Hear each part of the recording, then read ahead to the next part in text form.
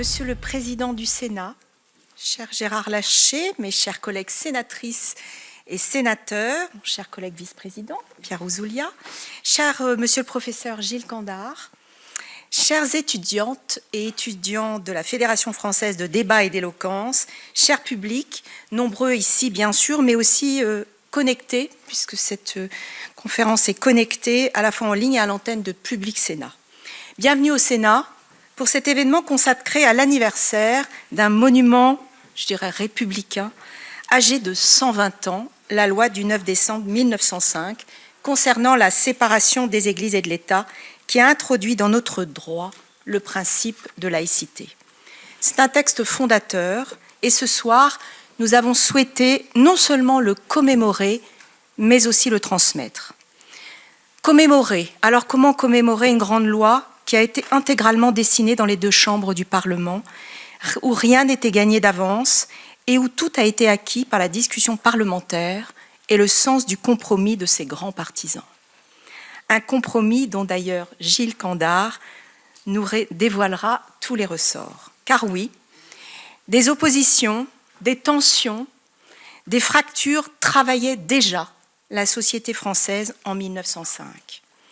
Je pense à Émile Combes, le militant de la séparation, qui alla même jusqu'à rédiger son testament avant de prononcer son fameux discours de Tréguier, dont nous écouterons un extrait dans un instant. Ce contexte doit sans doute nous faire réfléchir. Il doit aussi nous inspirer aujourd'hui, à un moment où notre société a plus que jamais besoin à la fois de dialogue, mais aussi de compromis. Alors faire des compromis dans la fabrique de la loi, ce n'est donc pas nouveau, mes chers collègues. Ce soir, nous voulons aussi transmettre cet héritage républicain, celui de la laïcité, cette loi de 1905 qui est une loi de liberté à la jeunesse de 2025, grâce à un partenariat, et je les remercie, Monsieur le Vice-président, avec la Fédération française de débat et d'éloquence, Monsieur le Président qui est ici, Victor Albucher, et l'ensemble des associations participantes, mais aussi celles et ceux que vous allez entendre toute cette soirée. Parce que je voudrais saluer très chaleureusement, mais aussi remercier nos 7 orateurs de ce soir.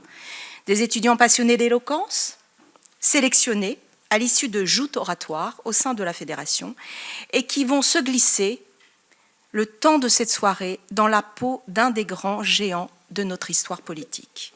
Alors merci, bravo aux lauréats aussi, bravo d'avoir relevé le défi de ces beaux textes. Ils sont denses, vous verrez, ils sont très engagés, ce sont des textes de combat politique. Je vous dis aussi notre fierté en tant que parlementaire, je crois, de voir une jeunesse investie, c'est important, et concernée par la laïcité, surtout aujourd'hui.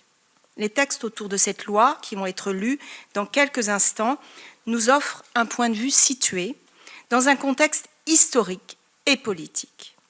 Et à ce stade, je voudrais très infiniment remercier le professeur Gilles Candard, président de la Société d'études jurassiennes, d'avoir accepté à chaque fois de nous éclairer en faisant cette mise en situation.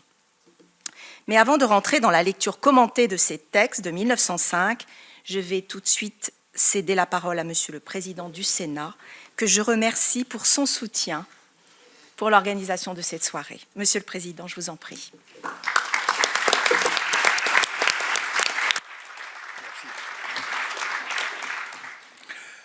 Madame la vice-présidente du Sénat, je sais que notre collègue Anne Larcher va nous rejoindre. Monsieur le vice-président du Sénat, monsieur le président du groupe socialiste, cher Patrick Kanner, mes chers collègues sénatrices et sénateurs, ils se succéderont parce que nous avons des débats en ce moment en hémicycle sur le projet de loi de finances. Permettez-moi de saluer, mesdames et messieurs les professeurs, Gilles Candard, qui est là, le président de la Fédération française de débat et d'éloquence, et puis ceux qui vont s'exprimer et lire ces textes, chers lecteurs, et vous tous, soyez les bienvenus. J'ai aperçu Anne Larcher, là-haut. Je suis très heureux de vous accueillir avec mes collègues pour cet événement commémorant le 120e anniversaire de la loi du 9 décembre 1905 sur la séparation des églises et de l'État. Je tiens à remercier tout particulièrement Sylvie Robert et Pierre Ouzoulias, qui sont à l'origine de cette manifestation.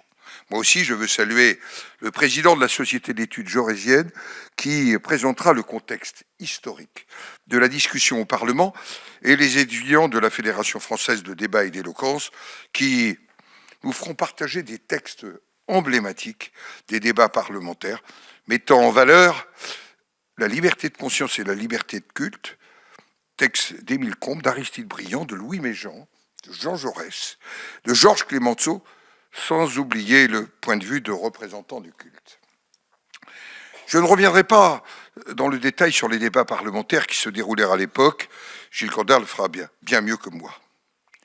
La loi de 1905 est le socle de la laïcité, dans laquelle le Sénat s'est fortement impliqué. Cette loi est un des piliers de la République avec la loi sur l'enseignement de 1882, la loi municipale de 1884 et la loi sur la liberté d'association de 1901. Au fond, l'esprit républicain conjuguait la laïcité, soufflait sur l'ensemble de ces textes, des débats et des lois qui en furent la conclusion. Le 6 décembre 1905, la loi est adoptée par le Sénat, 181 voix pour, 102 contre.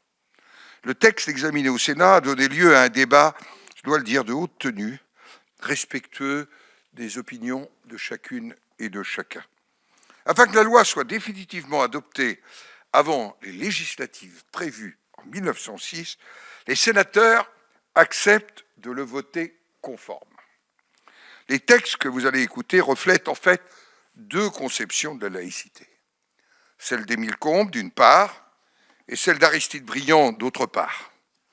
J'ai eu l'occasion d'évoquer, lors du dîner des protestants, c'était le 19 novembre dernier, qui marquait les 120 ans de la création de la Fédération protestante de France dans le sillage de la loi de 1905.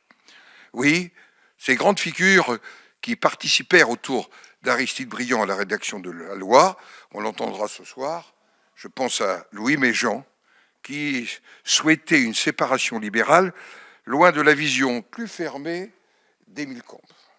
Et nous entendrons aussi un catholique libéral, le comte d'Aussonville, dont le descendant est aujourd'hui notre représentant à Monaco, expliquer que l'Église catholique aurait intérêt à adopter la loi de 1905. Ainsi, grâce au talent et à l'engagement des parlementaires de l'époque, et au premier rang desquels Aristide Briand, la laïcité est devenue un mode de régulation des espaces distincts du débat public et des convictions personnelles. Il y a une formule célèbre, la loi protège la foi aussi longtemps que la foi ne prétend pas dicter la loi.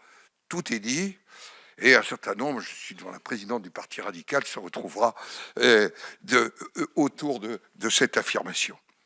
La laïcité est entrée dans notre tradition, non pas dans une tradition morte, mais comme une tradition vivante, qui porte en elle les valeurs de notre histoire qu'il nous faut aujourd'hui transmettre. C'est bien pourquoi il est fait du quatrième principe de notre devise républicaine, bien sûr, liberté, égalité, fraternité, mais aussi le mot laïcité.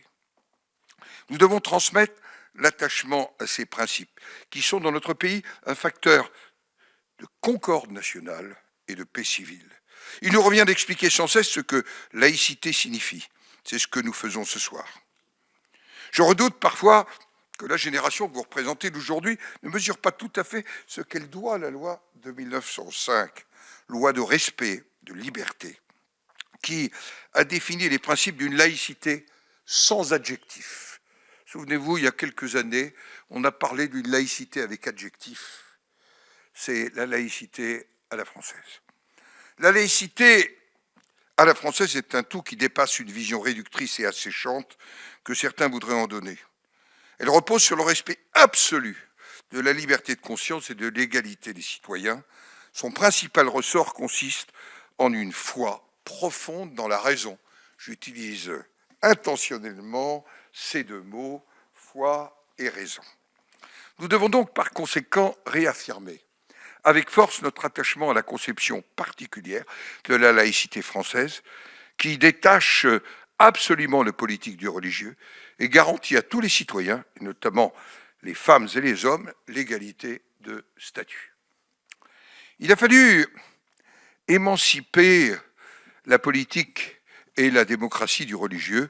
En un mot, c'est Marcel Gauchet qui le dit très bien, avec lequel j'ai dialogué dans un opuscule paru en 2019, à un moment où vous voulez donner un adjectif à la laïcité, et sur lequel nous avions insisté tous deux sur l'absence d'adjectif au mot laïcité.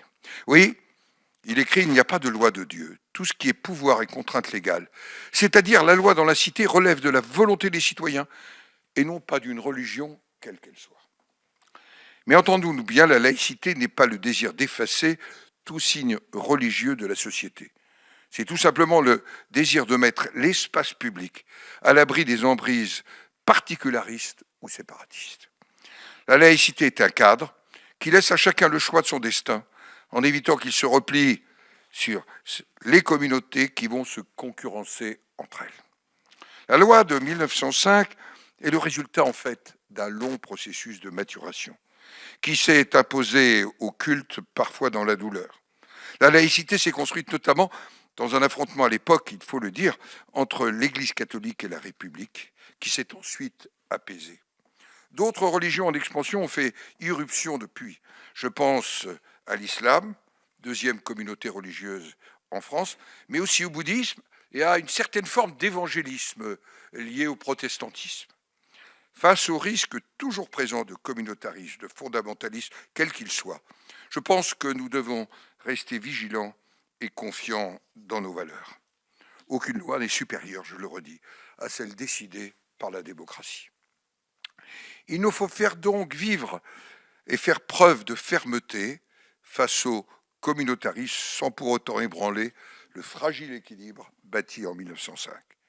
Cela a été le cas dans les débats que nous avons eus pour la loi de 2004 encadrant le port de signes ou de tenues manifestant une appartenance religieuse dans les écoles, dans les collèges et les lycées publics. Je rappelle que cette loi a été élaborée au sein de la commission Stasi. Et c'est d'ailleurs le Sénat qui avait été choisi pour les travaux de cette commission. Je crois qu'elle mérite d'être appliquée sans faiblesse. Pour autant, les religions ont toute leur place dans la laïcité.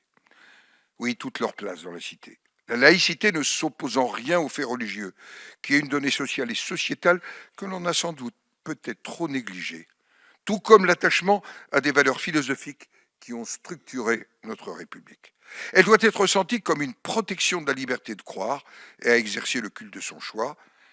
Il doit s'agir pour l'État, aujourd'hui, non pas d'être intrusif vis-à-vis des religions, mais de les accompagner en fonction des besoins qui leur sont propres, à partir d'un dialogue rénové.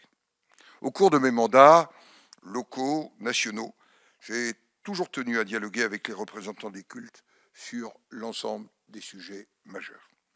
Le combat pour la laïcité va de pair avec la restauration de notre cohésion nationale. Il nous faut restaurer la transmission de ce qu'est la France, de ses valeurs constitutives. Ces dernières ne sont pas le fruit du hasard, elles sont les produits d'une histoire intellectuelle, complexe, nourrie de philosophie, de débats, de combats. Les débats sur la laïcité, l'intégration, l'égalité des chances, le droit des femmes nous posent une même question. Quelle France voulons-nous pour nous et pour nos enfants? Nous avons reçu un héritage en partage. Un pays riche de son histoire, de sa langue, de sa culture, une nation forte de ses valeurs et de ses idéaux. Notre pays, je crois, chacun doit en être fier, chacun doit se sentir dépositaire de son héritage. Chacun doit se sentir responsable de son avenir, en recherchant résolument l'unité des Français, en confirmant notre attachement à la laïcité, en faisant mieux vivre l'esprit de solidarité et de tolérance, en menant résolument le combat pour les droits des femmes, en nous rassemblant autour des valeurs qui ont fait la France. C'est ainsi que nous resterons une nation confiante. C'est ainsi que dans le sillage des promoteurs de la loi de 1905, nous pourrons réaffirmer l'ambition qui nous rassemble de bâtir pour notre pays un avenir autour des principes de la justice et du progrès. C'est l'un des grands défis lancés à nos générations. Je crois vous dire que la loi de 1905, certes, on l'a ajustée, mais elle n'a pas vieilli en tant que telle. Elle fait partie de ces lois absolument géniales du début de la Troisième République. Et puisque cette année, nous commémorons les 150 ans de la création du Sénat, en même temps comme l'affirmation de la République. Sénat et République sont nés ensemble et au même moment, dans un même dialogue. Je dois vous dire que ce défi qui est lancé à notre génération, nous avons le devoir de le relever. C'est en tous les cas le sens, j'allais dire, de faire mémoire, reprenant ces principes que je ne cesse de répéter d'Aragon: avenir, souvenir, nuance si légère, au feu de ce qui fut, brûle ce qui sera. Très bonne soirée.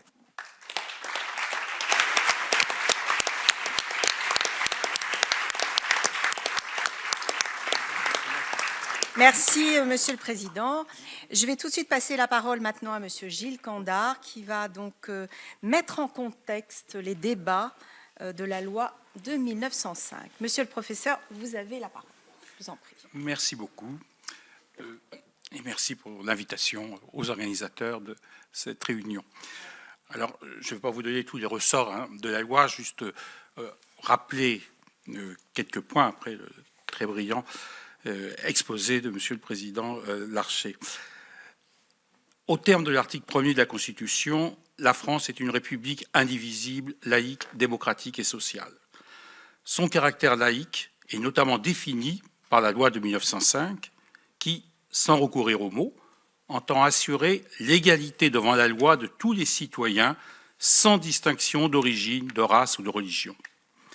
Cette exigence avait été énoncée sous la Restauration par le grand juriste libéral Royer-Collard. Elle fut portée ensuite, au moment de la discussion de la loi, par le tribun socialiste Jean Jaurès et reprise par Aristide Briand, rapporteur de la commission de la Chambre des députés chargée de l'examen du projet de loi, et en fait par de nombreux parlementaires, qu'ils l'aient ou pas finalement voté, mais après avoir tous pris part à son élaboration. Et c'est là, à mon avis, le vrai secret, disons, de l'adoption de la loi et du caractère génial que M. le Président Larcher vient de souligner. La loi de séparation demeure en effet une masse de granit dans notre législation républicaine par sa double affirmation initiale. La République assure la liberté de conscience, elle garantit le libre exercice de culte, elle ne reconnaît, ne salarie, ni ne subventionne aucun culte. Cette loi marque ainsi une étape dans une histoire longue qu'ont étudié de nombreux historiens auxquels je me permets de vous renvoyer, René Raymond, Maurice Agulon, Jean-Marie Mayer, Jacqueline Lalouette, Maurice Larkin, Patrick Cabanel, Jean Bobéro, Jean-Paul Scott et bien d'autres encore. Vous avez toutes les lectures possibles qui vous ouvriront, disons, les chemins de la compréhension. Mais il faut insister sur un point ici, puisque nous sommes au Sénat. Cette loi est éminemment fille du Parlement, fille des procédures, de la culture et des politiques parlementaires. Elle est plus que beaucoup d'autres, car, pour des raisons qu'il serait peut-être trop long d'expliquer ici, elle est construite par une commission ad hoc de la Chambre des députés, présidée par le radical socialiste Ferdinand Buisson, député de Paris, avec donc comme rapporteur Aristide Briand, député de la Loire, qui se révèle dans l'occasion habile, efficace, désireux d'obtenir des changements durables. C'est un laïc convaincu qui va continuer longtemps après les votes de 1905 à jouer un rôle important dans le domaine de la laïcité et qui suivra la mise en œuvre de la loi pendant de nombreuses années. L'attention se focalise légitimement très souvent sur le débat à la Chambre des députés qui s'achève en juillet 1905. Quand la loi arrive au Sénat, le 9 novembre suivant, les jeux sont faits, pour reprendre une expression de l'historien Jean-Marie Mayer, puisque le bloc des gauches de l'époque y dispose d'une majorité des 2/3. Même si le Sénat n'amende pas le projet, puisque sa majorité souhaite éviter une navette parlementaire, plusieurs courants vont s'exprimer et faire valoir leurs craintes, leurs mises en garde ou les diverses attentes. Il me semble légitime de faire aujourd'hui écho à ces différentes interventions. Vous avez d'une part la droite catholique et monarchiste qui parle par la voix de 4 orateurs, Henri Pontier de Chamaillard, le vice-amiral et comte Jules de Cuverville, élu du Finistère, Gustave de Lamartine et Charles Rioux du Morbihan. Sur un certain nombre de points, leurs critiques sont suivies par des républicains modérés ou progressistes, comme on disait à l'époque, notamment les anciens présidents du Conseil, Charles Dupuy et Jules Ménil, qui siègent dans le groupe de droite qui s'appelle Gauche républicaine. C'est le charme du Sénat de cette époque, qui se retrouve peut-être aujourd'hui parfois par ailleurs. Plus discret, les partisans de la loi laissent surtout s'exprimer le président de la commission, le sénateur radical de la Marne, Ernest Vallée, qui fut garde des Sceaux du gouvernement Combes, et son rapporteur, Maxime Lecomte, lui aussi radical et sénateur du Lot. Deux sénateurs de la majorité s'expriment avec force et il est légitime de se souvenir de leur intervention. Le 23 novembre, Georges Clemenceau, de la gauche radicale socialiste, élu du Var depuis 1902, dit n'être pas vraiment convaincu par ce nouveau texte qui privilégierait l'entente avec l'Église comme institution au détriment de la liberté individuelle des catholiques. Mais par discipline de parti, par solidarité politique, il vote néanmoins le texte. De même, Émile Combes, redevenu président du groupe de la gauche démocratique, exprime lui aussi des réserves avant de voter la loi pour qu'elle puisse rentrer rapidement en application. Radicaux et laïcs, Clemenceau et Combes sont rivaux entre eux pour l'accès au pouvoir et en désaccord sur les modalités pratiques de la législation qu'il convient de mettre en place. Tous deux regrettent le transfert des établissements religieux des biens du culte à des associations qui, en se conformant aux règles générales du culte dont elles se proposent d'assurer l'exercice, se seront légalement formées. C'est l'expression du très fameux, célèbre article 4 qui a été voté à la Chambre des députés. La tradition, qui n'est pas absolument prouvée, mais qui est probable, attribue à Jean Jaurès la formulation exacte de cet article qui permet l'accord entre une grande partie, disons, de la gauche anticléricale et une grande partie des modérés laïcs qui étaient très nombreux à la Chambre des députés, mais qui sont également très nombreux au Sénat. C'est cette formule d'équilibre, proposée, assumée et patronnée par Jaurès lui-même, en accord avec Briand et la majorité de la Chambre, qui regrette en quelque sorte donc Combes et Clemenceau, qui jugent cette concession excessive, mais qui permet de comprendre le vote massif de la loi et finalement, à terme, son succès durable.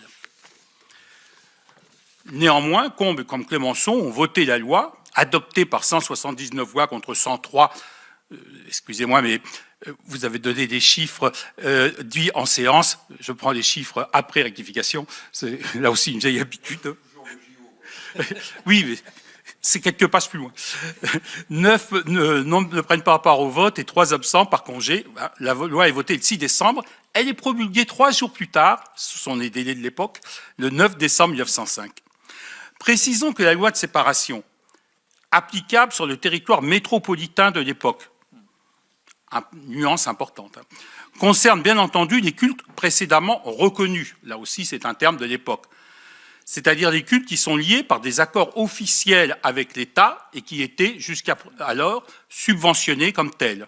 Donc, en dehors de l'Église catholique, les luthériens et les réformés depuis 1802, les juifs depuis 1808 et plusieurs dispositions sous la monarchie de Juillet. Ironie de l'histoire, le Vatican refusant les associations prévues par la loi et son principe même, la République devra trouver les moyens d'assurer la liberté des cultes, mais dans l'esprit voulu par le Parlement. C'est ce qu'elle fera, le plus souvent sous l'égide d'Aristide Briand, en 1907, 1908 et les années suivantes, jusqu'à la mise en place en 1924 des associations diocésaines. Long débat, parfois difficile, mais qui aboutissent, avec même, il n'est pas interdit de le signaler, en 2005, un satisfecit tardif et mesuré du pape Jean-Paul II à la laïcité française telle qu'elle s'est appliquée. Vertu du débat d'idées et donc de la démocratie. J'ai terminé.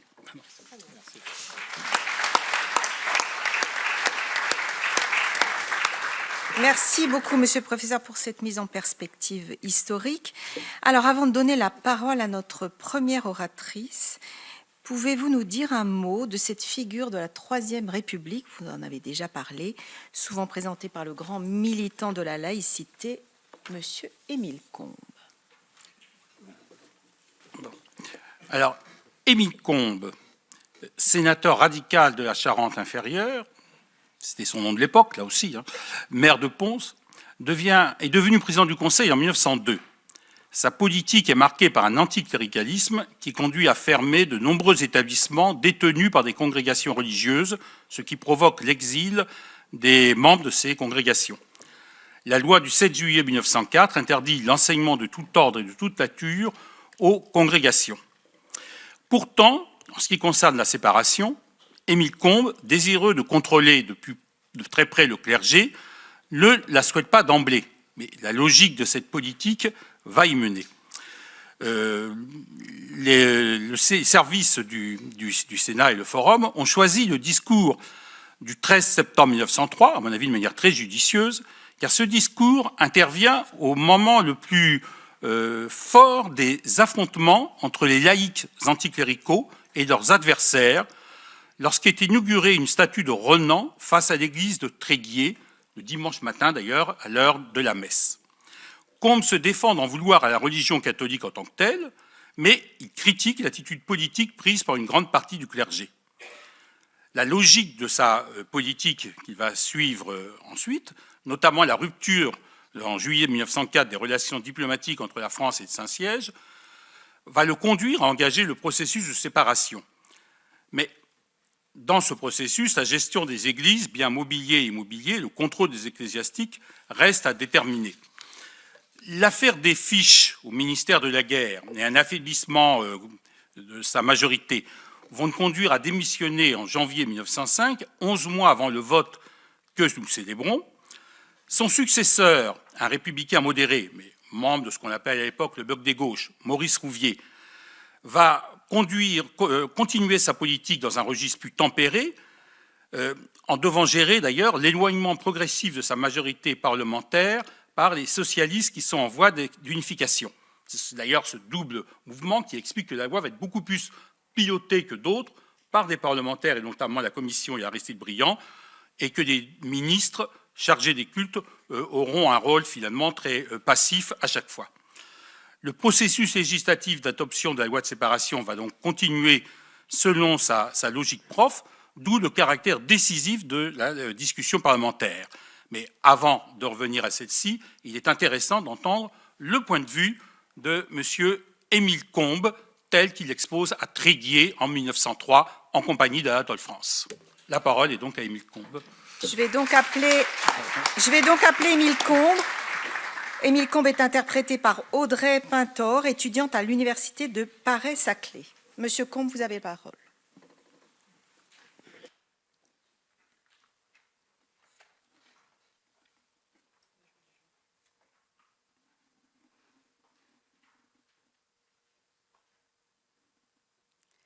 Comme libres penseurs et à l'exemple de Renan, nous refusons de nous courber sous un enseignement quelconque, de nous soumettre à un symbole, d'abriter derrière une croyance les doutes de notre intelligence. Nous faisons profession de consulter et de suivre en toutes choses les lumières de la raison. Mais nous n'affichons nullement la prétention d'imposer à autrui notre règle de conduite et notre méthode de raisonnement. À la différence du prêtre catholique qui ne monte en chair que pour jeter l'anathème à ceux qui pensent autrement que lui, nous n'ouvrons la bouche que pour réclamer en faveur de tout le monde la libre recherche et le libre examen. Ce n'est pas à la religion que nous nous attaquons. C'est à ces ministres qui veulent s'en faire un instrument de domination. La religion, en tant que sentiment inné du cœur de l'homme, échappe à notre prise, comme les autres sentiments. En tant que système de croyance, elle a droit à la liberté qu'aucun de nous ne songe à lui dénier. Son domaine est la conscience. Nous serions les premiers à le défendre si, par un acte législatif ou une mesure administrative, quelqu'un faisait mine de vouloir s'y introduire de force et s'y comporter en maître. Tout ce que nous demandons à la religion, parce que nous avons le droit de le lui demander, c'est de s'enfermer dans ses temples, de se limiter à l'instruction de ses fidèles et de se garder de toute immixtion dans le domaine civil et politique. Nous sommes entrés en lutte ouverte avec ces ministres parce qu'ils ont méconnu de parti pris le caractère essentiel de cette mission qui est exclusivement d'ordre spirituel, parce qu'ils visent manifestement à s'emparer de la direction de la société. Rien ne les arrête dans leur tentative d'empiètement. Ni les lois anciennes, ni les lois concordataires, ni les lois nouvelles de la République. Je n'aurai, pour vous en convaincre, qu'à retracer jour par jour l'histoire des 16 derniers mois. Il peut leur en convenir de nous représenter comme des sectaires parce que nous leur tenons tête avec une fermeté mal servie par la législation existante. Mais l'opinion publique ne s'y trompe pas. À ses yeux, l'ennemi de la religion, ce n'est pas le gouvernement qui veut la séparer radicalement de la politique en lui assurant la liberté dans la sphère qui lui est propre. C'est le ministre du culte qui associe délibérément la politique à la religion pour s'autoriser à mettre une main despotique à la fois sur la conscience et sur la volonté de la nation.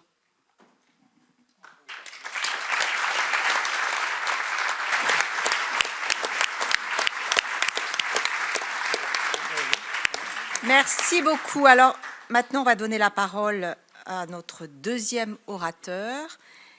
Ce sera Aristide Briand. Mais auparavant, Monsieur Candard, dites-nous quel est le contexte de son discours.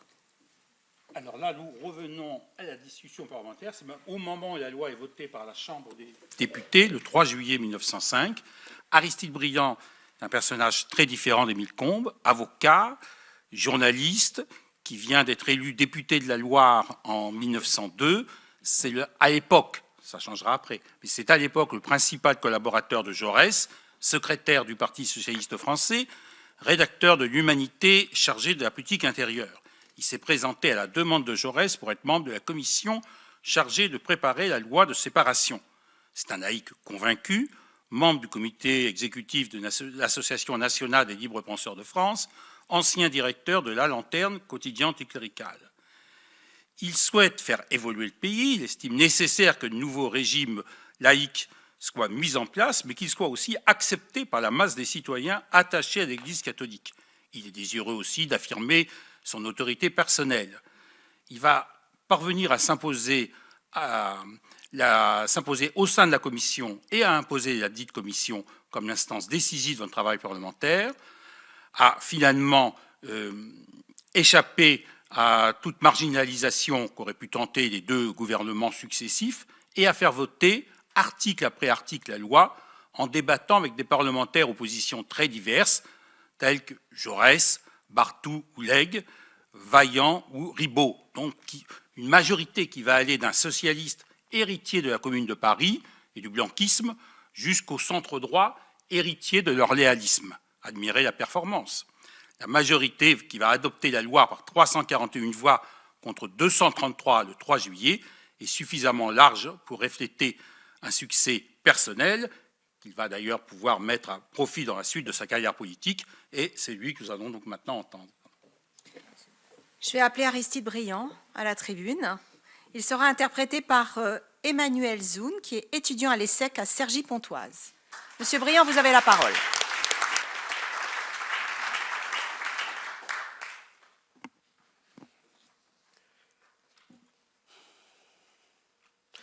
C'est maintenant l'heure des responsabilités. Il faut les assumer. La Chambre a jugé que la séparation était imposée à la fois par les principes républicains et par des circonstances dont chacun sait que la responsabilité remonte au Saint-Siège. vous devez convenir que lorsque cette législature s'est ouverte, la question de la séparation ne se posait pas. Il a fallu les graves incidents provoqués par Rome pour la mettre à l'ordre du jour. La Chambre s'est résolument saisie du problème. On ne saurait lui reprocher d'avoir esquivé une seule des difficultés nombreuses et graves qu'il soulevait, d'avoir agi, comme on aurait pu le craindre, hâtivement, sous l'influence de passions politiques ou parce que la proximité des élections générales rendait la solution particulièrement pressante. Nous avons donné à l'étude, à la discussion de la réforme, tout le temps qu'elle méritait.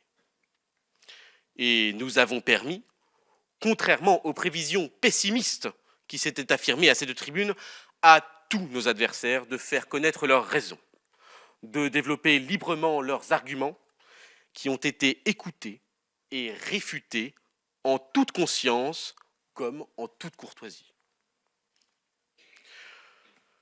Vous ne pouvez pas vous plaindre, messieurs, d'avoir rencontré chez nous un parti tyrannique, puisque dans plusieurs circonstances, sur des points graves, je pourrais dire essentiels du projet, nous nous sommes rendus à vos raisons, désireux que nous étions de faire accepter la séparation par les nombreux catholiques de ce pays.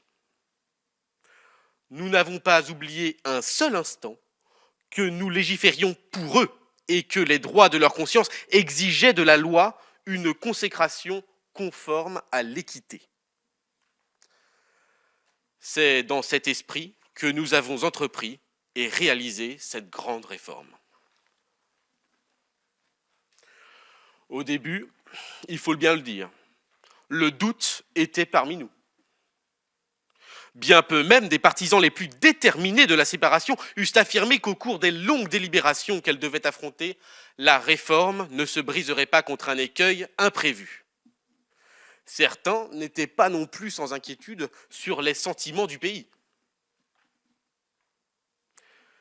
Grâce à l'esprit politique dont la majorité a fait montre, tous les écueils ont été heureusement évités. Grâce à ces 3 mois de discussions approfondies et minutieuses, l'opinion publique, pleinement éclairée par nos travaux, en attend désormais l'achèvement avec une patience et un calme qui attestent qu'elle en a déjà approuvé la conclusion.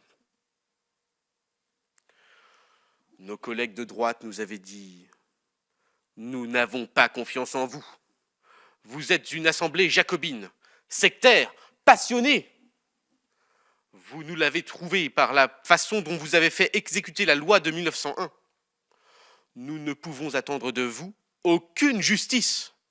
Vous n'avez pas l'esprit libéral qui serait seul qualifié pour aborder un problème aussi délicat. » Et nous vous avons répondu « Vous nous connaissez mal. Nous vous le prouverons par notre sang-froid, par la raison et l'esprit de justice que nous saurons mettre au service de cette réforme. » Eh bien, je vous le demande. Que pouvez-vous nous reprocher maintenant ?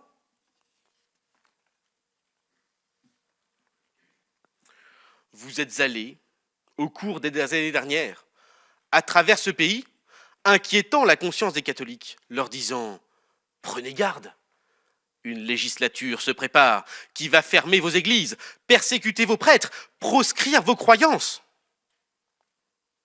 Eh bien, nous voici à fin d'œuvre. Et nous vous disons, trouvez dans cette loi une disposition qui justifie vos griefs. Montrez un seul article qui vous permette de dire demain aux électeurs, vous voyez, nous avions raison de mettre en garde. C'en est fini de la liberté de conscience, c'en est fini du libre exercice du culte dans ce pays. Non, vous ne pouvez plus dire cela, car manifestement, ce ne serait pas vrai. Et la loi que nous vous avons faite, après 50 séances consacrées à une discussion aussi ample, aussi courtoise, aussi consciencieuse que vous la pouviez désirer, vous êtes obligé vous-même de reconnaître qu'elle est finalement, dans son ensemble, une loi libérale. Monsieur Le Roll lui-même a dû avouer que beaucoup de dispositions de cette loi étaient libérales. Oui, nous avons le droit de le proclamer, c'est bien une loi de liberté qui fera honneur à la République et qui doit incliner tous mes amis de ce côté de l'Assemblée à la signer joyeusement de leur vote. Ils ne risquent pas d'encourir à cet égard les reproches de l'opinion républicaine. Je disais que peut-être, de certains côtés, éprouverait-on quelque étonnement, même quelque mécontentement de la tournure pacifique prise par cette réforme. Hélas, sous l'influence des passions politiques, les hommes ne sont parfois que trop portés à nier tout progrès qui ne s'affirme pas par une violence au détriment de leurs adversaires.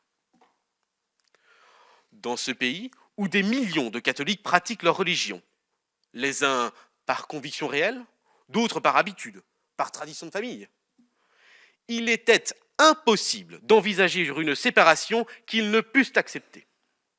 Ce mot a paru extraordinaire à beaucoup de républicains qui se sont émus de nous voir préoccupés de rendre la loi acceptable par l'Église. Messieurs, l'Église, je le répète, c'est en France plusieurs millions de citoyens. Outre qu'on ne fait pas une réforme contre une aussi notable portion du pays, je vous demande s'il ne serait pas imprudent de provoquer par des vexations inutiles tant d'autres citoyens, aujourd'hui indifférents en matière religieuse, mais qui demain ne manqueraient pas de se passionner pour l'Église s'ils pouvaient supposer que la loi veut leur faire violence. Quand des hommes comme Gambetta, comme Jules Ferry, comme Paul Bert, comme Waldeck-Rousseau, qui n'étaient pas, je pense, insensibles aux principes républicains et qui, en fait d'anticléricalisme, avaient donné leurs mesures, ont reculé devant la réforme dont des circonstances imprévues nous ont imposé la réalisation. Leur hésitation, leurs inquiétudes ne doivent-elles pas être pour nous un enseignement ? Ne nous font-elles pas un devoir de mesurer exactement nos actes au souci des grands intérêts républicains dont nous avons la garde ? Nous n'avons pas le droit de faire une réforme dont les conséquences puissent ébranler la République. Eh bien, je dis que tel que nous l'avons conçu, tel que nous l'avons réalisé, laissant aux catholiques, aux protestants, aux Israélites ce qui est à eux, leur accordant la jouissance gratuite et indéfinie des églises, leur offrant la pleine liberté d'exercer leur culte, la loi que nous aurons faite ainsi sera une loi de bon sens et d'équité, combinant justement les droits des personnes et l'intérêt des églises avec les intérêts et les droits de l'État. Maintenant, messieurs, permettez-moi de vous dire que la réalisation de cette réforme, qui figure depuis 34 ans au premier plan du programme républicain, aura pour effet désirable d'affranchir ce pays d'une véritable hantise sous l'influence de laquelle il n'a que trop négligé tant d'autres questions importantes d'ordre économique ou social, dont le souci de sa grandeur et de sa prospérité aurait dû imposer déjà la solution. La réforme que nous allons voter laissera le champ libre à l'activité républicaine pour la réalisation d'autres réformes essentielles.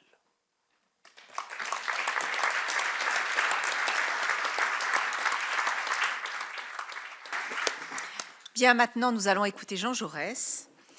Et je vais demander au professeur de nous présenter le contexte dans lequel il écrit l'article donc, sur la loi de 1905 dont il va être donné lecture. Monsieur le professeur. Merci, oui.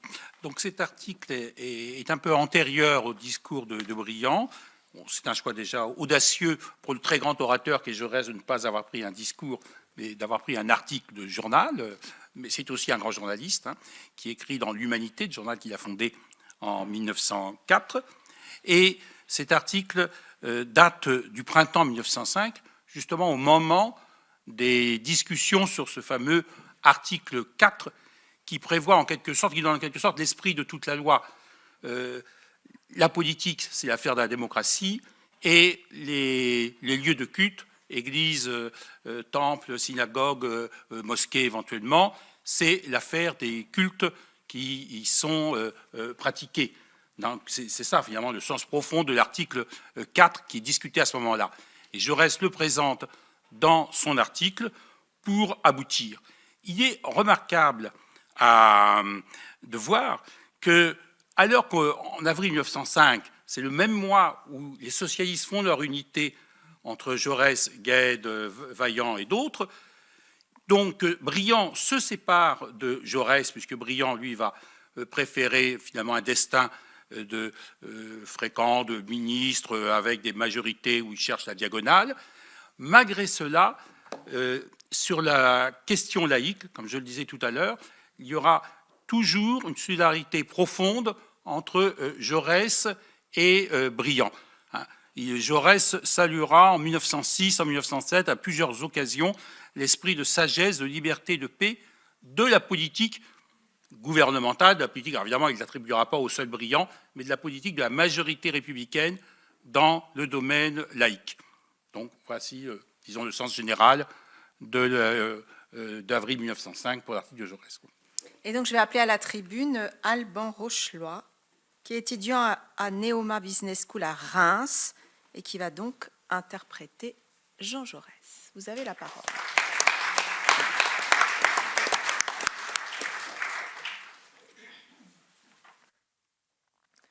L'admirable discours de Briand a produit sur la Chambre une impression profonde.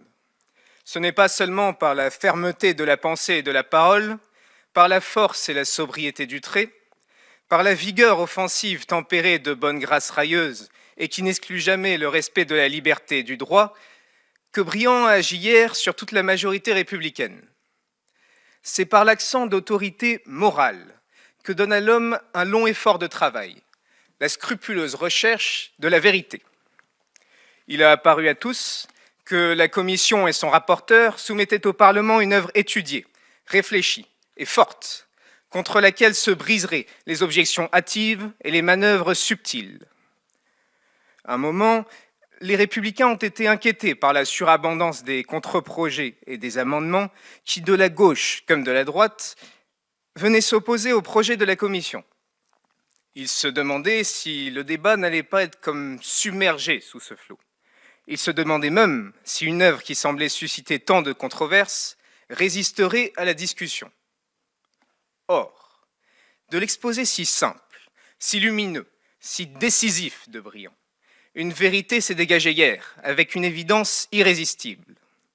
C'est que le projet de la Commission, examiné dans son ensemble, dans l'équilibre de ses dispositions essentielles, était la solution la plus sage, celle qui est le mieux adaptée aux complications du problème, à l'état des esprits, aux nécessités politiques, celle qui ménage le mieux les transitions et transactions nécessaires, sans désarmer la société civile, sans compromettre les principes et sans livrer l'avenir.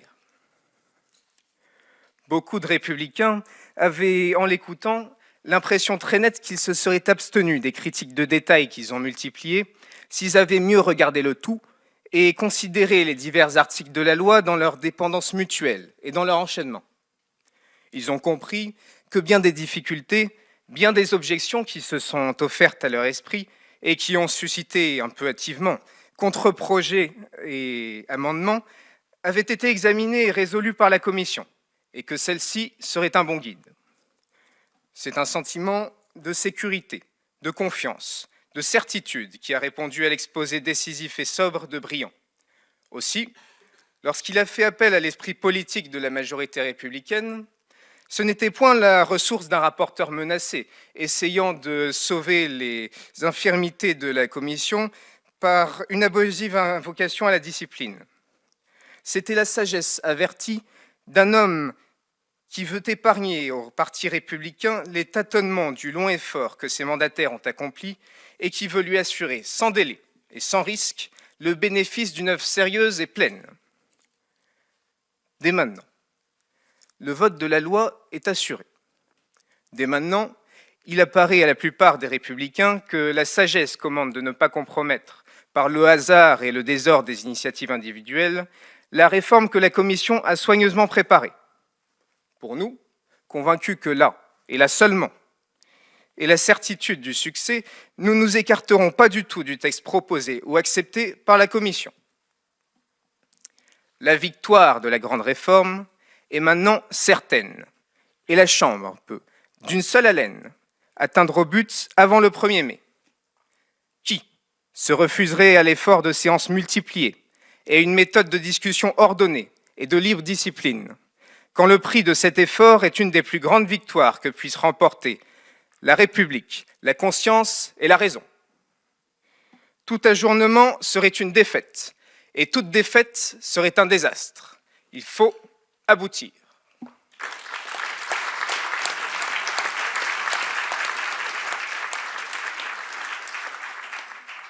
Merci beaucoup.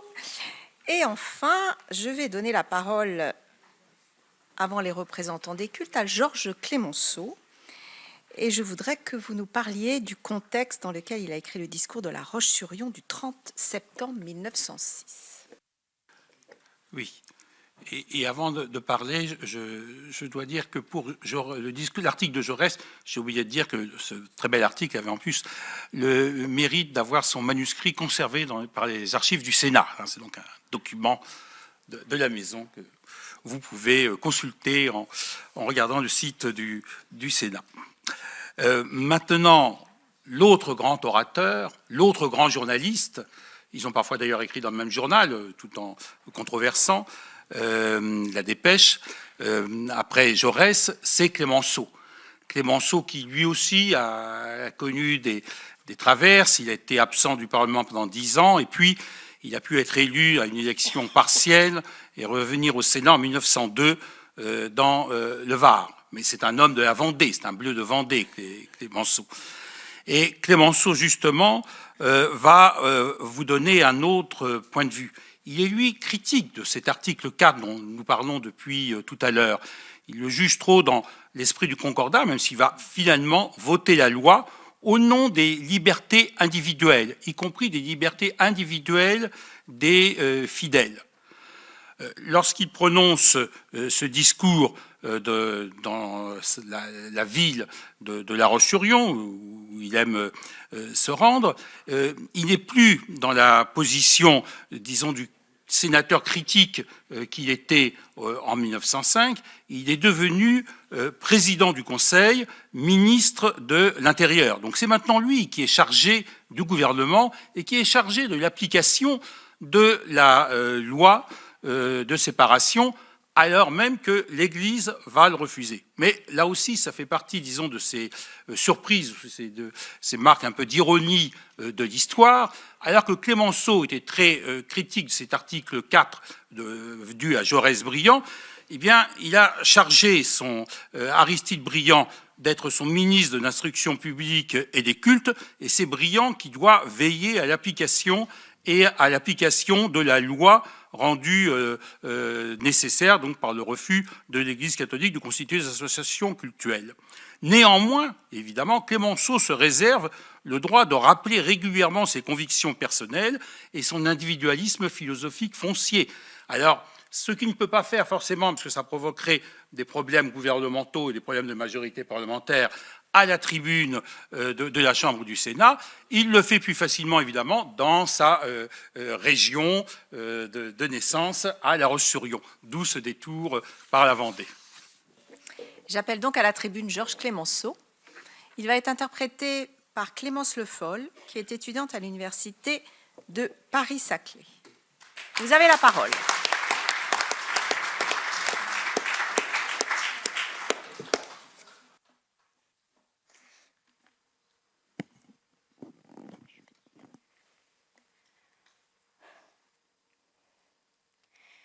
Qui ne voit en effet que le principe de la liberté de conscience a pour conséquence nécessaire la séparation des églises et de l'État.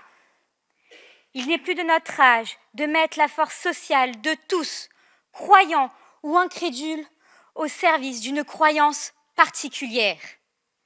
C'est ce que nous avons voulu faire cesser, c'est ce que nous avons fait, c'est ce que nous maintiendrons.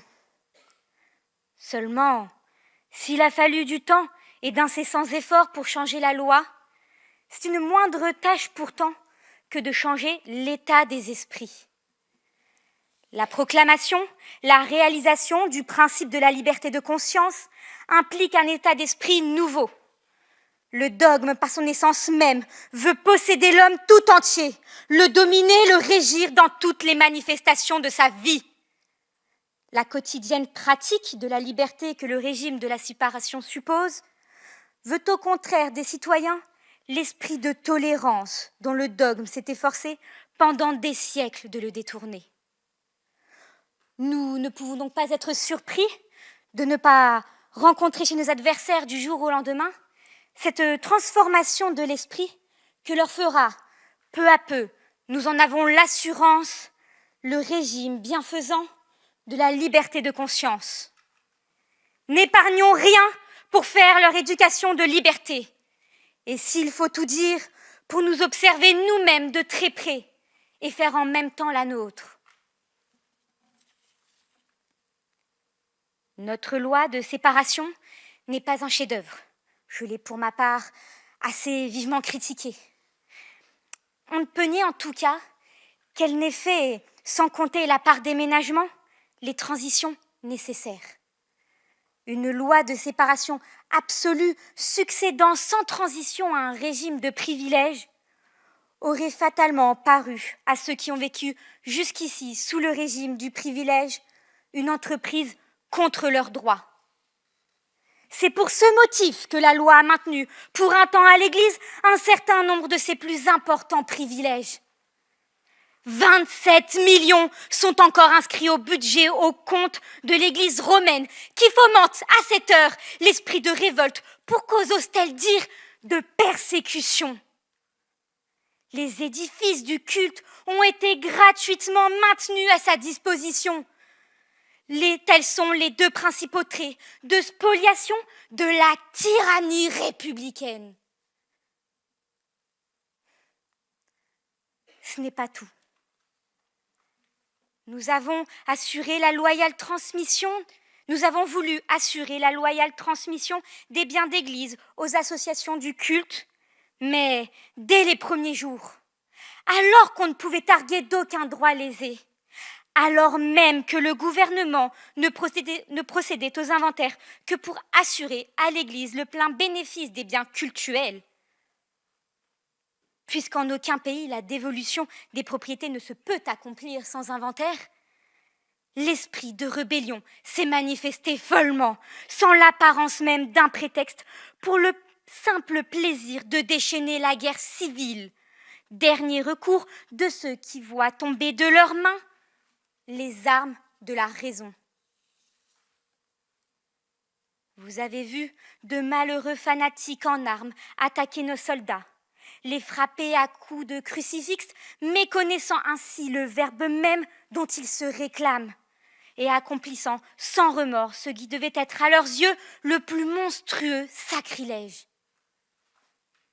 Et aujourd'hui même, parce que toujours dans une large pensée de libéralisme, la loi a réclamé la formation d'associations purement catholiques pour recevoir les biens cultuels qu'on ne pouvait remettre à tout venant, Rome refuse de se plier aux conditions de la loi française qui furent précisément édictées en sa faveur.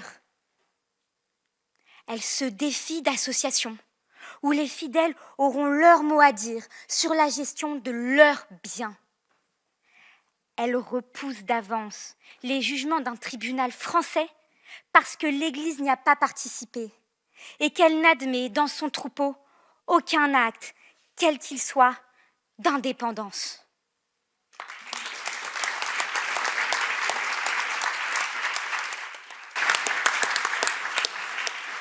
Merci beaucoup.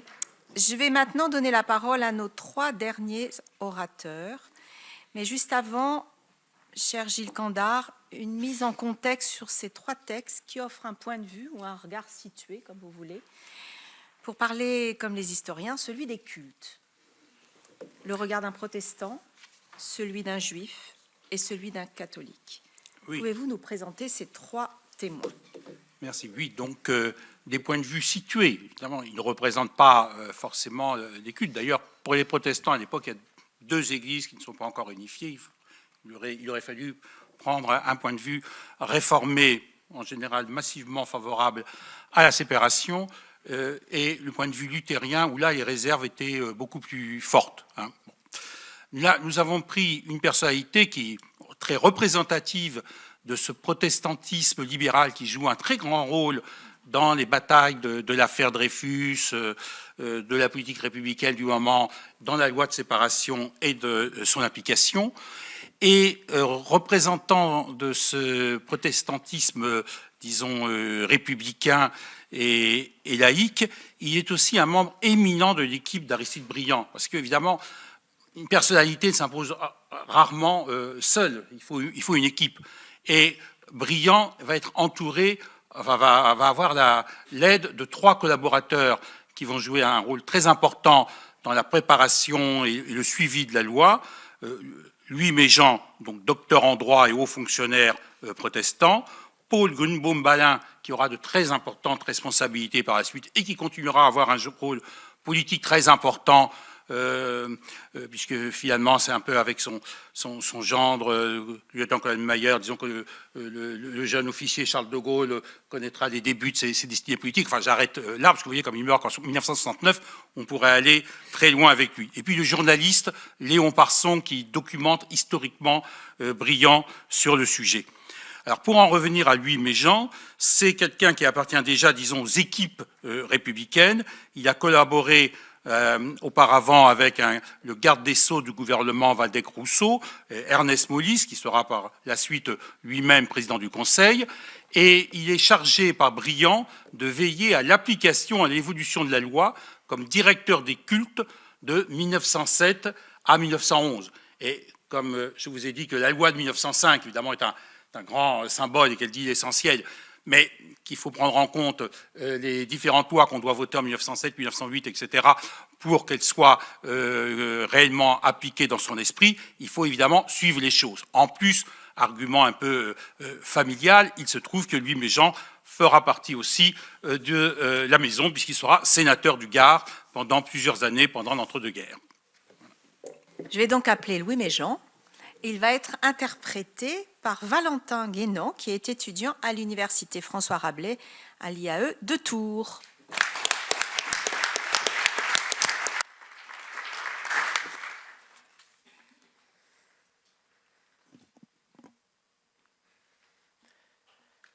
Beaucoup de partisans de la séparation espéraient, voulaient une loi qui aurait été une arme décisive dans la lutte anticléricale et aussi anticatholique. La plupart des projets proposés étaient inspirés par cet état d'esprit. Mais la commission parlementaire, en accordant audience à toutes les collectivités, corps et groupements qui ont demandé à être entendus, même à des personnalités individuelles, a inévitablement subi l'influence de leur conception, dont aucune n'inspirait une opposition irréductible, une condamnation irréfléchie des textes proposés, mais dont chacune, au contraire, cherchait les solutions les plus propices à conférer aux Églises toutes les libertés et indépendances compatibles avec les droits de l'État et de l'ordre public. Le fait que le catholicisme, obéissant aux directives, ensuite aux ordres de Rome, a opposé un refus absolu au principe lui-même de la réforme. Ce fait a donné aux délégations des sociologues, des israélistes et surtout des protestants un pouvoir d'action plus considérable et souvent décisif.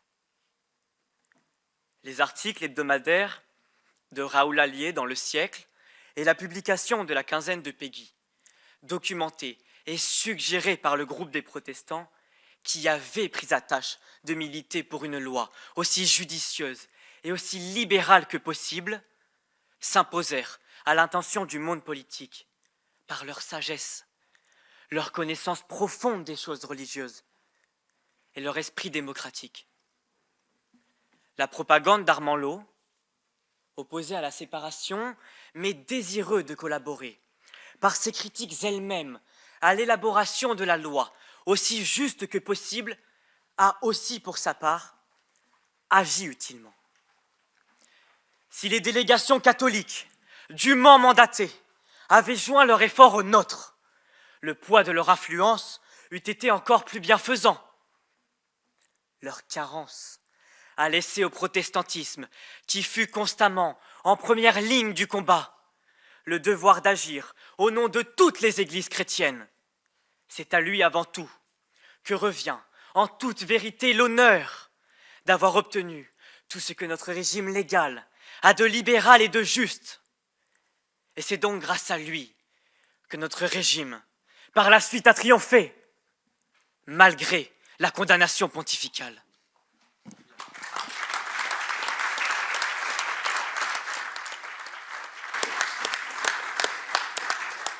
Orateur suivant, dites-nous un mot, monsieur le professeur, du grand rabbin Zadok Khan.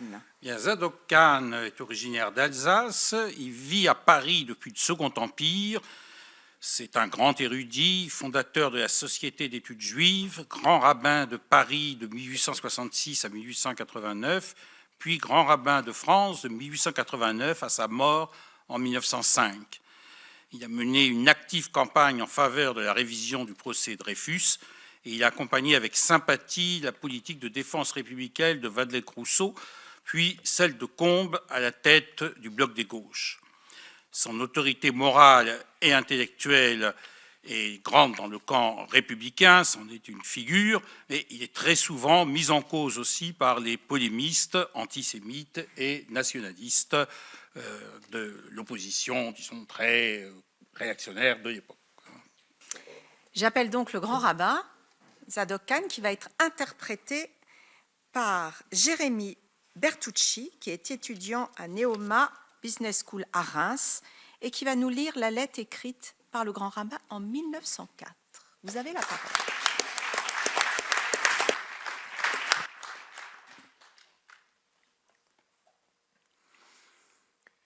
Vous me demandez si, me plaçant au point de vue des intérêts de l'Église, dont j'ai la direction, je suis favorable à la dénonciation des concordats et à l'existence d'un régime nouveau, où les Églises seraient séparées de l'État, même budgétairement. Je pense que cette réforme aurait, pour nous, son bon et son mauvais côté. C'est à Napoléon Ier que nous devons notre existence en tant qu'Église nationale. C'est lui qui fut, pour ainsi dire, notre pape. Avant notre concordat, nous n'étions qu'un assemblage de petites communautés indépendantes. Ces communautés ont été groupées en consistoires, lesquels sont maintenant sous l'autorité du consistoire général, dont je suis le grand rabbin. Jusqu'en 1830, le clergé israélite n'était pas salarié. Il recevait un très minime traitement qui lui était servi par l'intermédiaire du percepteur sous la forme d'un impôt reconnu. Mais en 1831, nous avons été mis sur un pied d'égalité avec le clergé catholique. Nos rabbins furent salariés. Aujourd'hui, le gouvernement paie le grand rabbin, les rabbins et les ministres officiants. Le séminaire est en partie entretenu par lui. Depuis 1831, on a créé pas mal de rabbinats et de consistoires nouveaux. Actuellement, notre Église représente une charge de 200 000 francs pour l'État. Et ce n'est pas énorme. Et si notre concordat a été dénoncé, je ne pense pas que des difficultés viennent de ce côté-là. Certes, il y a des petites communautés pauvres qui ne pourraient pas payer le salaire de leur ministre, mais elles seraient soutenues par des communautés plus riches.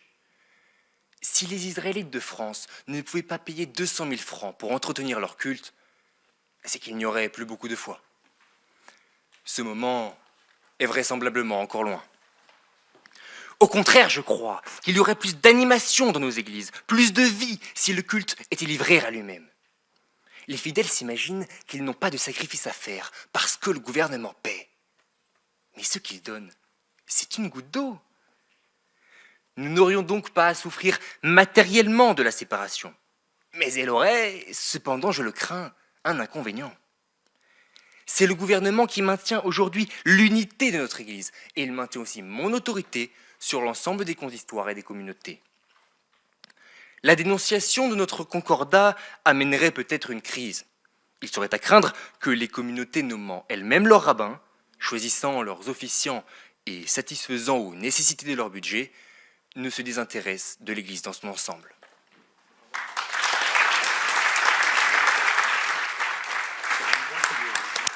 Merci. Et enfin, le comte d'Aussonville, monsieur le professeur. Merci. Paul Gabriel, de son prénom. Madame la Présidente. Monsieur, oui, le comte d'Aussonville est une personnalité très particulière, très grande, très vieille famille aristocratique, apparentée aux Debreuil, à Madame de Stel, à Nègre, etc. Donc c'est vraiment la haute aristocratie d'Ancien Régime. Lui a joué un rôle politique, il joue un rôle politique. Son père était député, lui-même a été député, membre de l'Assemblée nationale, élu au moment de la défaite de 1871. Il était le très proche collaborateur de son oncle, le duc de Broglie, qui dirigeait le gouvernement conservateur nommé par le maréchal de Mac-Mahon après le 16 mai 1877. Et après l'échec du camp conservateur, du camp qui refusait finalement une république républicaine, il est resté jusqu'en 1894 le chef politique du royalisme en tant que représentant personnel du prétendant en France, le prétendant vivant à l'époque en exil. Alors il est membre de l'Académie française, il collabore au Gaulois et au Figaro, qui sont des quotidiens très lus, déjà à l'époque. Enfin, le Figaro demeure, le Gaulois, lui, a disparu, mais il jouait un rôle très important à l'époque. Et ce représentant, disons, d'un camp politique, en principe très opposé à la majorité qui vote la loi de séparation, va adopter une attitude ouverte face à la loi.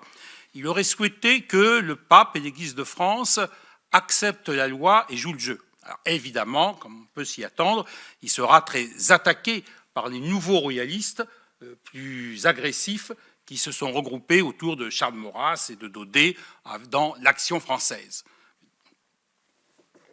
Et donc je vais appeler à la tribune Clara Rogers, je vous en prie, qui va nous interpréter. Donc vous êtes à l'université François Rabelais à l'IAE de Tours, qui va interpréter le comte d'Aussonville. À vous.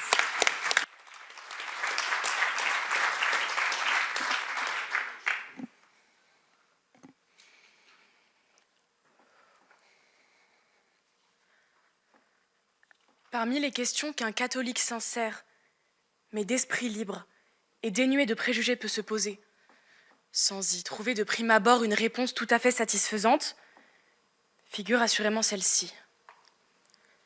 Comment se fait-il que l'Église catholique paraisse avoir perdu une partie de son empire sur les démocraties d'origine latine et leur soit devenue suspecte, tandis que l'Église protestante, si ébranlée et divisée qu'elle soit, conserve cependant sous ses diverses dénominations l'empire qu'elle exerce depuis la Réforme sur les démocraties d'origine anglo-saxonne. Ce que la démocratie française reproche, à tort ou à raison, à l'Église, c'est de conserver l'invincible regret d'un temps où, suivant le mot de Saint Louis, l'État se considérait comme le sergent du Christ et était toujours disposé à mettre le bras séculier au service de la puissance spirituelle. C'est de ne pas se résigner à la neutralité des pouvoirs publics entre les différentes confessions religieuses et les différentes doctrines philosophiques proclamées par la Révolution française. C'est de compter pour sa défense sur l'appui de la loi, de réclamer des privilèges et de ne pas accepter franchement la condition nouvelle qui lui a été faite depuis que la religion catholique a cessé d'être la religion de l'État. Pour vivre et grandir, l'Église n'a besoin que d'une chose, la liberté. Partout où la liberté lui a été accordée, elle s'est rapidement développée. Les merveilleux progrès du catholicisme aux États-Unis sont là pour l'attester. Pourquoi donc s'en aller? Répétant que la foi courra les plus grands périls en France du jour où les curés cesseront d'être payés par le percepteur et les évêques d'être nommés sur la proposition du directeur des cultes. C'est là un langage dont je m'étonne, car il témoigne de peu de confiance dans la vitalité de l'Église. Voici l'attitude qu'au lendemain de la séparation, je voudrais voir prendre. Laisser à Rome le soin de protester, comme c'est assurément son droit, et comme elle ne manquera pas de le faire, contre la rupture unilatérale d'un contrat bilatéral. Mais après s'être associé à cette protestation, ne pas trop s'y attarder, et ne pas tourner sans cesse un œil douloureux vers un passé qu'on ne reverra probablement jamais. Ne pas se proposer d'organiser dans des chapelles particulières des petits cultes privés où l'on convierait un certain nombre de braves gens, soigneusement choisis, à l'honneur d'entendre la messe avec vous. Mais s'associer au contraire avec les plus humbles et solliciter leur aide, de façon que l'Église redevienne la maison commune, la vraie maison du peuple, où chacun se sentira chez soi, parce qu'il sera propriétaire d'une parcelle ou parce qu'il aura contribué par quelques sacrifices personnels au maintien du culte. Montrer, en un mot, que les catholiques sont des citoyens comme les autres, qui n'ont pas peur de la lutte, qui n'implorent le secours de personne, et qui, pour se défendre, et pour regagner même le terrain perdu, n'ont besoin que d'une chose: la liberté dans le droit commun.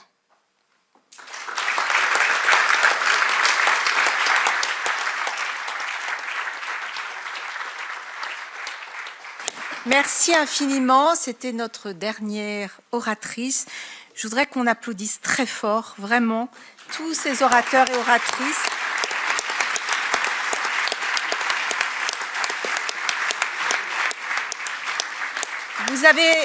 Vous avez observé qu'avec beaucoup de conviction, ils nous ont plongés dans l'histoire pour revivre ces grands personnages historiques. Je voudrais aussi remercier beaucoup, vraiment, Gilles Candard, parce que je crois que c'était très important d'avoir aussi ce contexte. Donc, merci d'avoir, en tout cas, consacré ce temps à l'organisation de cette soirée. Monsieur le vice-président, merci beaucoup. Et pour conclure notre soirée, je vais donc donner la parole à mon collègue Pierre Ouzoulias, vice-président du Sénat, à l'initiative de cet événement, qui, je dois dire, a été pour moi un vrai plaisir, parce que j'aime beaucoup travailler avec Pierre Ouzoulias, mais aussi avec vous. Et je trouve, mes chers collègues, mesdames et messieurs, et tout le public, que ce sont des moments importants quand on se replonge dans l'histoire pour essayer de comprendre mieux et pour aussi nous faire réfléchir sur ce qui se passe actuellement et sur ce qu'on peut en tout cas expliquer pour demain à toutes les jeunes générations qui nous entourent. Merci infiniment.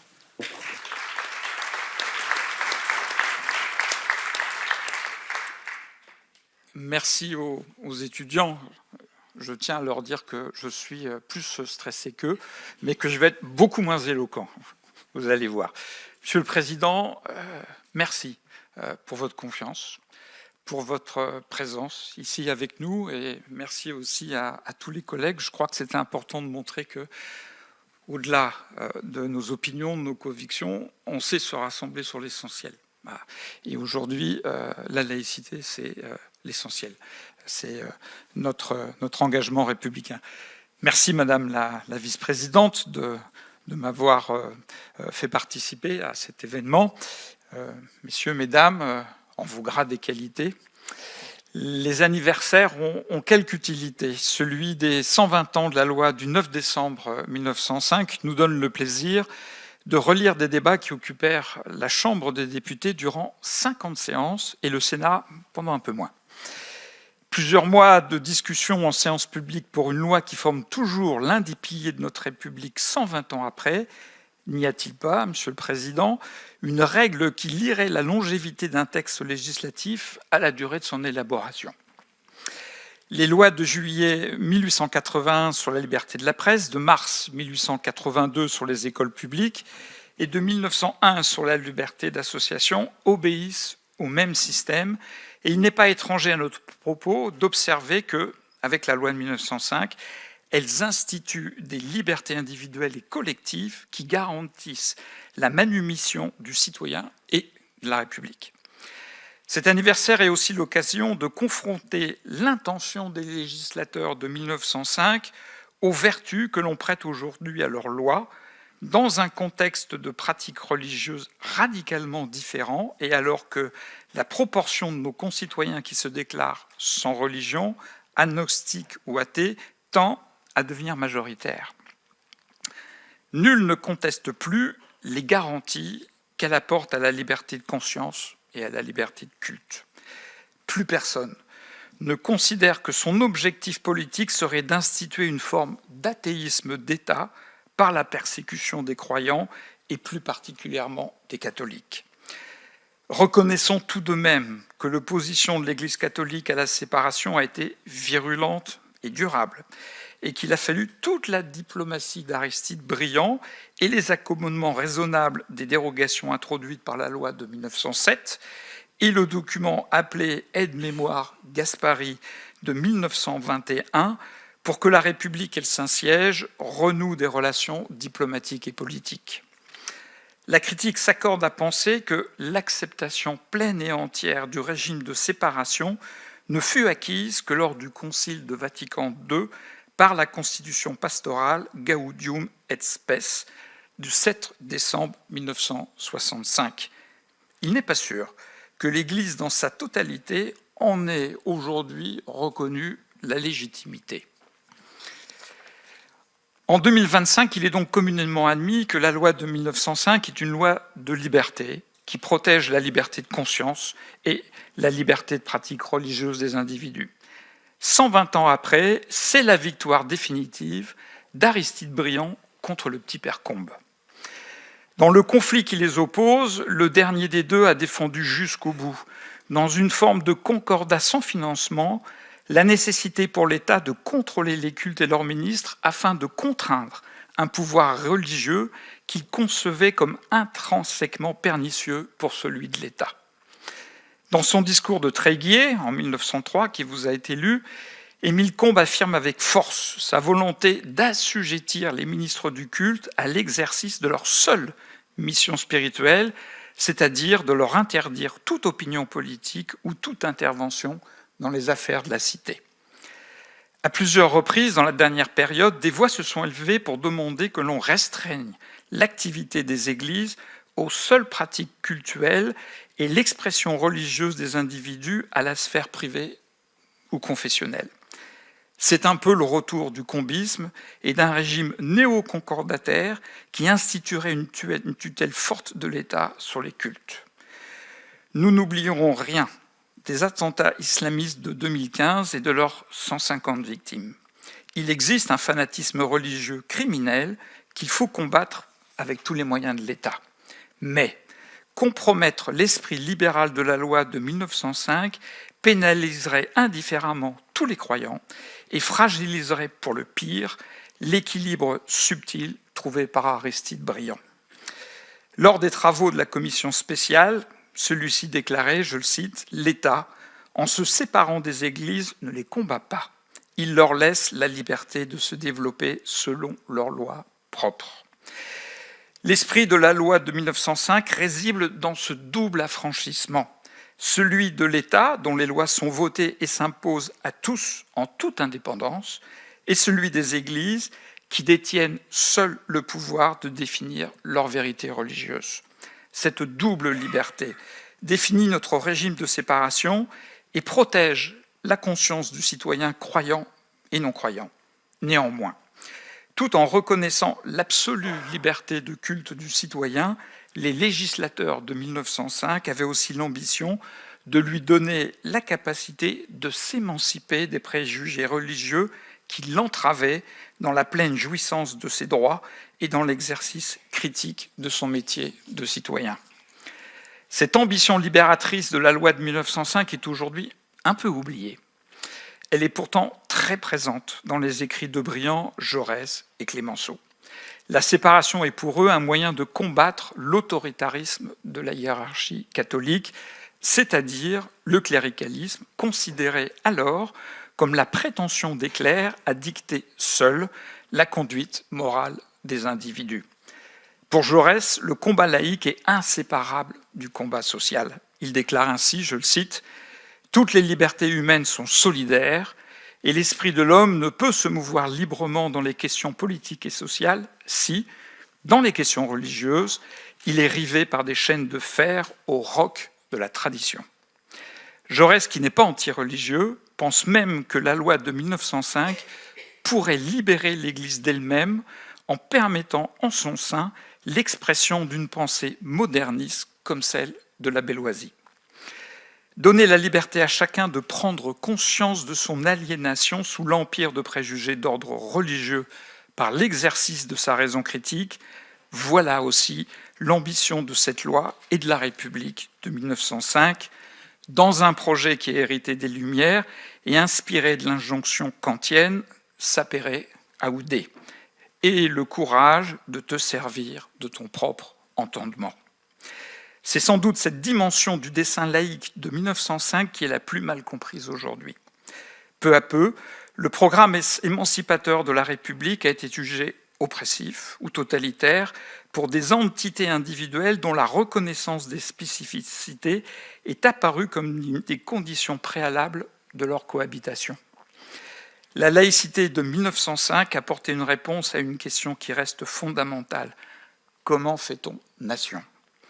Elle y répondait en associant tous les citoyens, indépendamment de leurs origines, de leurs croyances ou de leurs idées philosophiques et politiques, au projet d'émancipation des individus et de la société.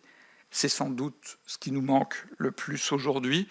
Vive la République, vive la laïcité, vive la France!